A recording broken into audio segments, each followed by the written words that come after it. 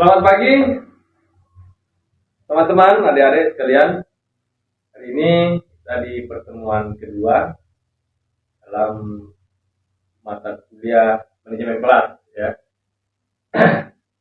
Seperti minggu lalu kita sudah opening di pertemuan perdana, hari ini kita akan masuk ke pertemuan kedua. Nah, pada pertemuan kedua kali ini kita akan membahas tentang prinsip-prinsip dan hal-hal yang harus diperhatikan dalam manajemen kelas. Minggu lalu kita sudah menjelaskan apa itu tentang manajemen kelas, dan hari ini kita mencoba masuk ke prinsip-prinsip manajemen kelas. Oke, tetap stay tune.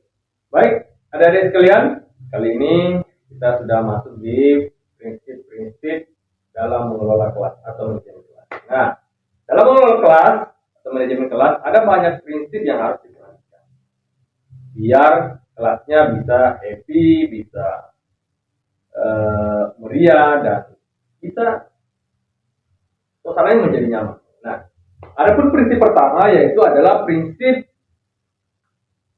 kehangatan dan antusias. Nah, dalam prinsip kehangatan dan antusias, seorang guru atau dosen atau apapun namanya itu berusaha menciptakan suasana kelas yang membuat peserta didiknya bisa nyaman selama proses pembelajaran berlangsung. Nah, selain kelas itu harus dilengkapi dengan beberapa sarana-sarana yang dipersiapkan, selain itu guru juga harus membuat suasana menjadi nyaman.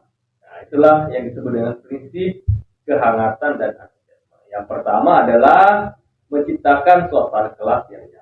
Caranya sederhana, seperti pada saat guru masuk atau dosen masuk pertama, biasanya mereka menyapa siswanya atau mahasiswanya dengan senyuman, dengan pantun, apalah. Yang jelas bisa mencairkan suasana dalam kelas. Itu yang disebut dengan hangat.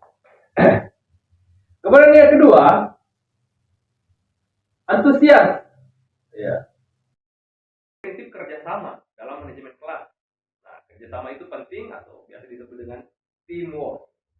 Baik, prinsip yang ketiga adalah tantangan atau biasa disebut dengan challenge. Memberikan sedikit tantangan kepada peserta didik supaya dia merasa tertantang untuk melakukan sebuah tugas atau melaksanakan sebuah proyek. Dalam prinsip tantangan, yang pertama, salah satu contohnya adalah kita mengajukan pertanyaan kepada peserta didik. Ya, pertanyaannya bisa ngacak atau kita bisa menuju siapa saja untuk memberikan pertanyaan, dan pertanyaan itu tidak boleh di luar daripada konteks yang sedang diajarkan, biar peserta didiknya bisa menjawab pertanyaan itu. Itu salah satu tantangan. Nah, prinsip berikutnya adalah prinsip variasi. Variasi itu banyak ya. Variasi itu salah satunya adalah dengan menggunakan banyak metode pembelajaran. Jadi, seorang tenaga pengajar, guru atau dosen itu harus menguasai beberapa macam metode pembelajaran biar pembelajarannya bisa berjalan dengan maksimal. Baik, adik-adik sekalian, prinsip berikutnya adalah prinsip keadilan. Adil ya, harus adil. Yang mana disebut dengan adil itu bukan berarti yang satu orang ini dapat 5 dan satu orang ini dapat 5, itu bukan. Konsep adil tidak seperti itu. Yang dimaksud adil adalah sesuai dengan kebutuhannya masing-masing. Ya, itu gambaran. Nah, baik, adik-adik sekalian, yang terakhir ini adalah prinsip disiplin. Disiplin bisa dilakukan dengan banyak hal. Pertama, bisa dari segi kehadiran, disiplin itu salah satu bentuk kedisiplinan. Kemudian, menciptakan lingkungan belajar yang positif itu merupakan salah satu bentuk kedisiplinan. Kemudian, contoh yang lain adalah menghindari pemberian hukuman yang berlebihan kepada peserta didik. Hukuman atau punishment itu bisa sangat bermanfaat sekali, tapi kalau hukuman atau punishment-nya itu berlebihan, maka itu sudah menyalahi yang namanya prinsip disiplin. Karena kalau sudah berlebihan, maka siswa akan merasa tidak nyaman dengan pemberian hukuman itu. Jadi sangat-sangat menyalahi prinsip disiplin.